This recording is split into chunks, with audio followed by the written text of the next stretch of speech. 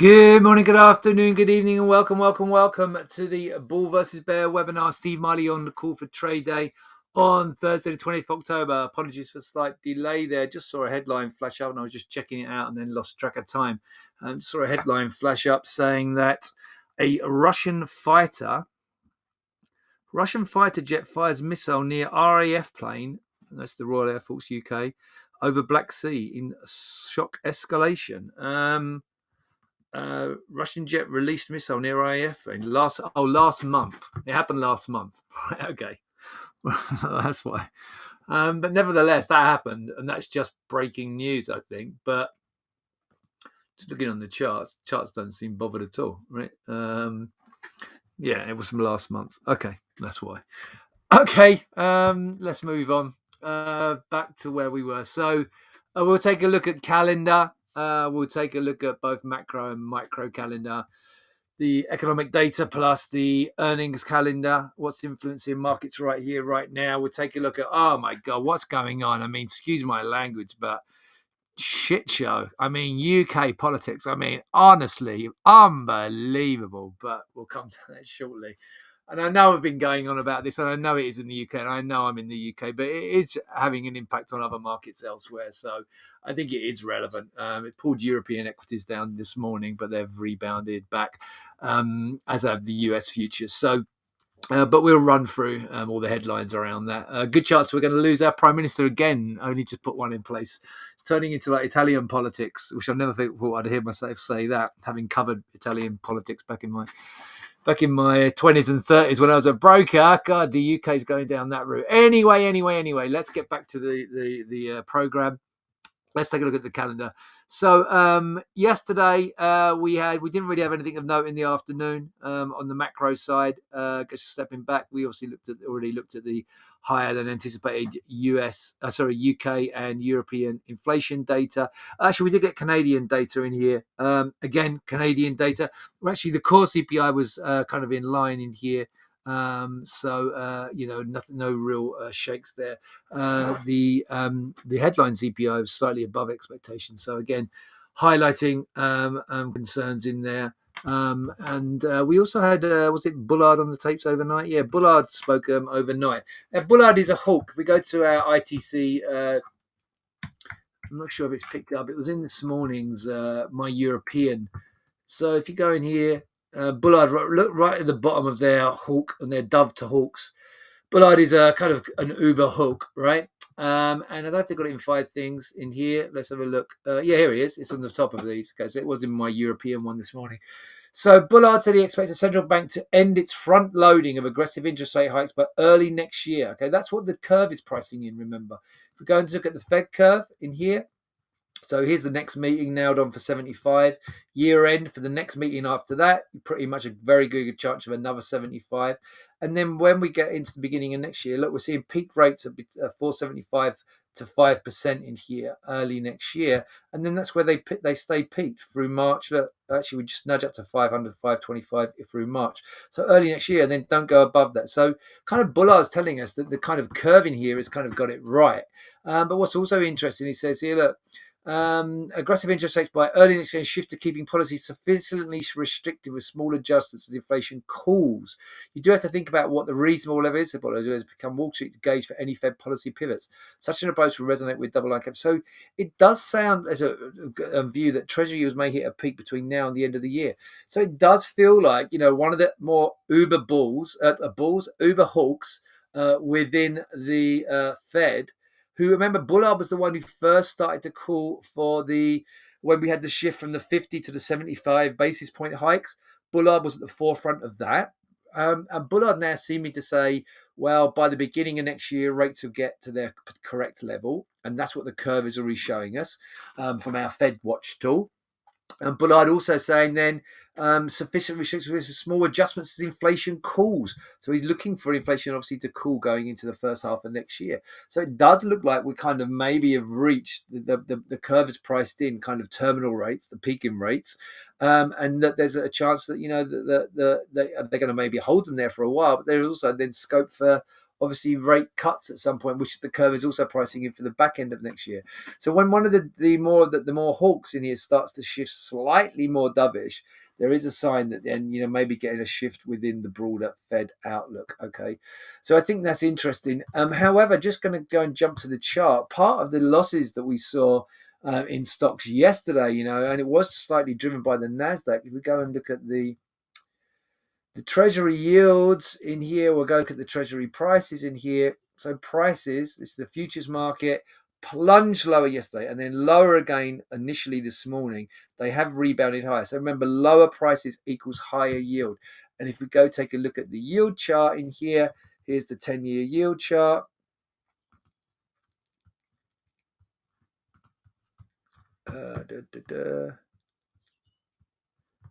You can see that, where's the interactive chart?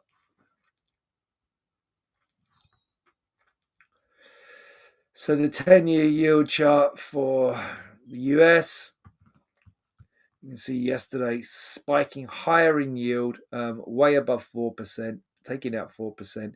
We had poked above 4% previously, but significantly up through 4% and holding there. We have had a little turnaround back to lower yields this morning. Got up to overnight yield high was nearly 418, and currently 412.5. Okay, so we have backed off slightly lower, but we had that sprint yesterday to higher yields, lower prices, and that put that made the obviously more of a negative tone, particularly for the Nasdaq. Yesterday got dragged lower by that higher yield. Remember, the Nasdaq more interest rate sensitive, growth stocks. Nasdaq full of growth stocks. Growth stocks more sensitive to interest rate changes, so longer-term interest rates. So hence the Nasdaq underperformed yesterday. If we go and take a look at I don't know, this often doesn't populate, but the Dow and the S&P were only slightly lower. The Nasdaq was notably lower yesterday. So and that was despite Bullard's comments. Right, let's go back to 5 things in here. So yeah, I mean, I'll go through a load of these articles in here, but I mean, having sacked the Chancellor, who's like basically the number 2 in the government, like who's the equivalent of the Treasury, the Treasury Secretary last week. The Home Secretary, a significant, almost, second/third most important part of the government in here, dealing with all home affairs. They resigned yesterday, and there were talk of other resignations as well. There's rumours of Truss resigning today. I mean, there's strong rumours of that that have gone around today. And she is meeting, I've got some articles on it later, but she's meeting the head of what's called the 1922 committee. It's kind of quite boring, but they're the kind of the backbenchers. It's the group of backbenchers who kind of support the government, the kind of core, and who would be potentially looking, saying, a lot of the MPs defied the whip, which means they voted against the government in a couple of things yesterday. So there's all sorts of issues going on. I'll run through some headlines, but I mean, there's a chance that she won't see out the week, maybe the day. I don't see her being in charge by Christmas, so we'll see what happens there. Okay, so what else we have? China debate. China officials weighing whether to cut the quarantine time for visitors to the country. That helps stocks rebound. Chinese stocks rebound. We've got strong still quarantine rules, strong zero COVID policy in China. So looking for cutting the quarantine view in here at the moment. China requires 10 days in isolation and with regular testing. So they're looking to cut that. So obviously that would open up China, and that was seen as a positive for stocks. Also helped oil push higher, because obviously then that's a positive for the Chinese economy and then a global economy, and then that obviously has helped oil push higher this morning. We did dip in this morning. We carried on in risk off. I've been in risk off yesterday, but have rebounded on stocks this morning. And then let's have a look at what we've got coming up on the day. So going back to today's calendar, having looked back at yesterday. Light data from Europe this morning. Jobless claims can sometimes do something. We've got that in just under 50 minutes time now, but rarely. Philly Fed as also at the same time rarely has a massive impact, but nevertheless keeping an eye on it. Then 10 o'clock Eastern, home sales data rarely has an impact. We do get a host of FOMC Fed governors in here speaking. So FOMC member Harker, Fed Governor Jefferson, Fed Governor Cook, FOMC Bowman, all speaking today. So we'll certainly be keeping an eye on all of those as we go through this afternoon. Let's turn our attention to, actually, we'll flip back to yesterday. So Tesla in here missed on revenue. Musk made some excuses, but over after hours trading, Tesla was down, I think, 5%. So obviously a negative there. But then if you look in here for what we've had today in here, sorry, for the rest of yesterday, mostly green at the top in here. We spoke about this already yesterday. Let's take a look at what we've got into today. Probably nothing in here that's going to really, I mean, most of them are out already. But none of this stuff probably impacting significantly directly into the major indices, but nevertheless mostly green in here this morning. So obviously these amongst the bigger reporters, mostly bigger this morning. So that's all seen as a positive. 5 things were done. So yeah, Tesla and this is the equivalent from Reuters of the 5 things start your day. So Tesla was down, Truss in trouble. 5% in here is talking about the interest rates in the US, potentially going and pricing in the peak now out to 5%, as we just looked at. And 150 is dollar yen. Dollar yen has hit or is very close to 150 this morning. It was close to 150 last night. Let me have a double check. I don't think we're quite made 150 in here this morning. Did we pip to 150? Oh, we just got above 150. There was no intervention, a lot of talk of intervention. Obviously, the BOJ intervened previously when it was up at 140, either 145 or 147. So, yeah, I mean, but now up at 150. We touched through 150. No intervention as yet, but a lot of rumour in here. Peak rates now pricing in, as we looked at on the Fed curve, up to 5% the first quarter of next year. Nasdaq got dragged lower after hours with Tesla, as it warned on 2022 deliveries. Got that article twice for some reason. Equities were closed lower as rising yields overshadow earnings. So we said the earnings were generally positive. We closed lower, and then you had the Tesla data came out after the close. But equities pushed lower, as we said, by that spike higher in US yields. US stock futures, though, having been lower this morning, have rebounded, got dragged lower by Tesla, got dragged lower by Europe, got dragged lower by the UK and stocks in here. We've looked Truss government on the brink. Tory MPs call for her to go.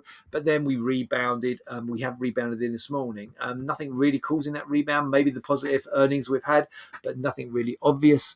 Dollar yen just broke 150. Intervention is being discussed. China stock bouncing, short-lived news on quarantine debate. We've already mentioned that. What else do we have? Oil extends gains as China debates quarantine cuff. So oil rebounded with that. And then these articles are all about. So Liz Truss clings to power as chaos in Westminster escalates. UK PM Liz Truss meeting the 1922 committee head Brady. So they're the guys that it's like almost the power behind the king or the queen. She's meeting him. Potentially comes out of that and is told you haven't got the support of the party. You're going to have to resign. Who knows? Political uncertainty, rising rates weigh on UK stocks. So UK stock did drag us down. Sterling lower this morning.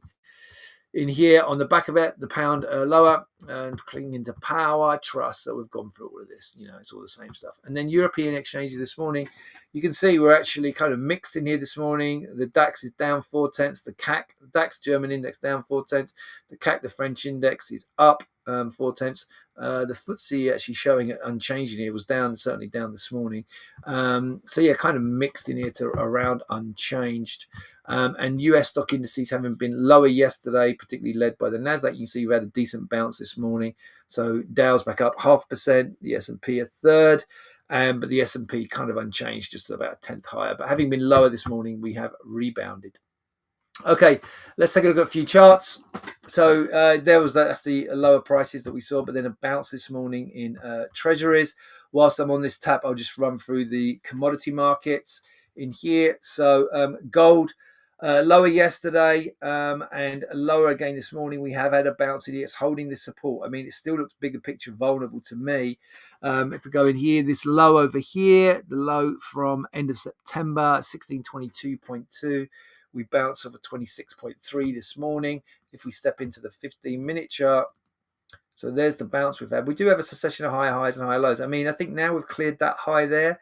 Probably risk is gold slightly to the upside now, and it's also reversed the down trend line. So, you know, depending on which trend line you want to take, but, you know, the more accelerated ones that we have coming down. Just a sec. So, you know, if we look through here, it's right on that one there, right? But obviously the more accelerated, we're already way through this kind of stuff coming down through here. We're way through this, right? But we're right on this one there. So back up through the current high reverses that trend line. We've already taken out that peak there. That peak there was from the 19th, so yesterday actually. This little swing here was 42.3. We've taken that out and now kind of using it as support, trying to hold above there. If it takes out the trend line, which is just basically above the current highs. The current highs are 43.9. So back up through 44 would reverse the trend line. That trend line coming down off the peak from the 17th. And then that will be a real bullish signal. So gold setting up a little bit more bullish in here today. I'm kind of negative in my report if you take a look at the report, but I think setting up on the overnight more bullish.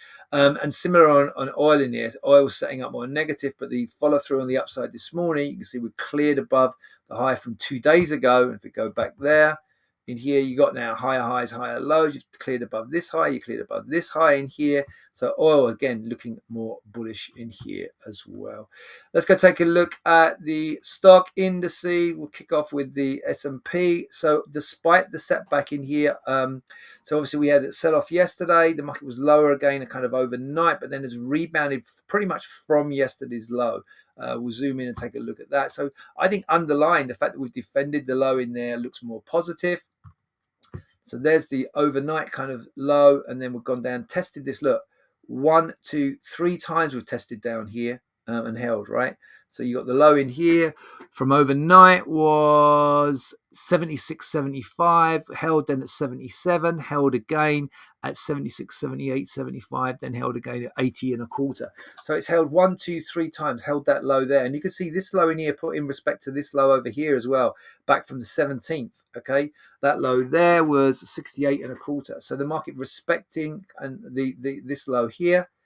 And we spoke about this potentially being a topping pattern, but it's kind of broken as a topping pattern. We said 1, 2, 3, 4, 5, potentially 5 peaks up here through that low. It has broken that low, but then no acceleration to the downside. Look, a rejection, if anything. And now you've got arguably 1, 2, 3, a quadruple bottom in here. So these lows in here, I put the, where are we? Shapes. You can draw, stretch that out, but you've got this kind of this quadruple bottom down there, and that was qualified. Look, you got the 2 peaks up here as well, these 2 failure peaks.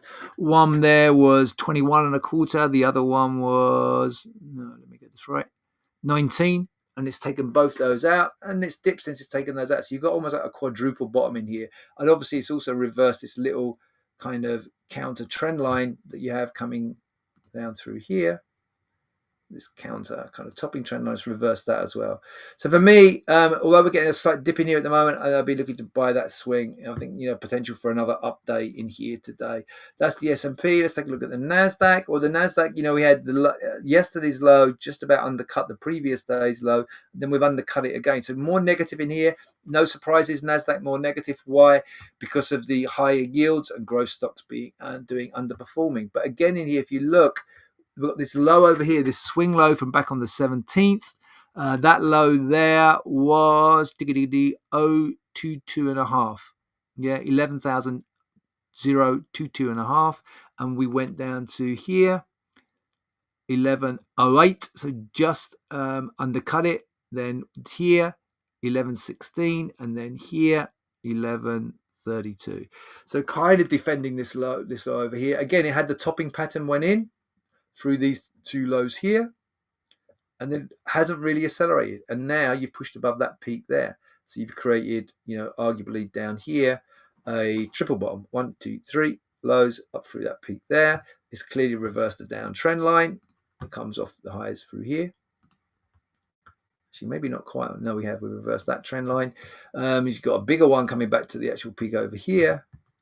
This shallower one, not through this one though. But through this one, I think that's the more important one, the one that's already reversed.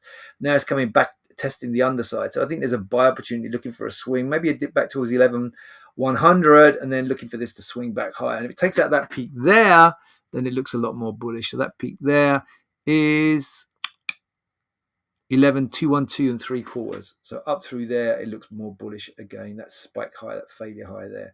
So yeah, I think playing from the long side. I mean, if it goes back down anywhere near the lows and it takes out the lows, then there's going to be an acceleration lower, right? Definitely. And I think you also need to go back, and just watch the treasury market. If the treasury market starts to push to lower prices, like treasury futures, lower prices, higher yields, then it's going to have certainly a negative impact into the stocks. Okay. All right, guys. I'm going to wrap it up there. Just a reminder now. We've changed the day. The Trader Mind session. Trader Mind session now next Wednesday. It's on the site next Wednesday at, let me triple check the time on that. I think it's 10 a.m. Eastern. So next Wednesday, the 26th. I think that's right. In here. Let me check. Yeah, I'm pretty sure that's right. Next Wednesday, at 10 a. I think actually 11 a.m. Eastern. Let me double check on the site. Actually, you might get a bit of feedback in here. Chat and site activity. Now I can go straight to chat and site activity. I know we've put it into here. Should know when I'm doing it really, but there you go.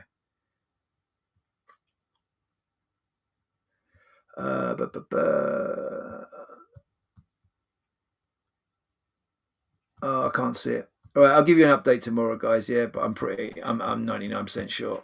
We're next Wednesday. It's either 10 a.m. or 11 a.m. Eastern. But I think we're going for 11 a.m. Eastern. Yeah. So yeah, please do join us for that. James and I will be talking about some of the psychological aspects of trading and our experience, and some maybe tips and tricks. Okay, guys, I'm going to wrap it up. I'm going to wish you all a great trading day. Stay safe, and I'll be back with you with another Bull versus Bear webinar for TGI. Thank God it's Friday.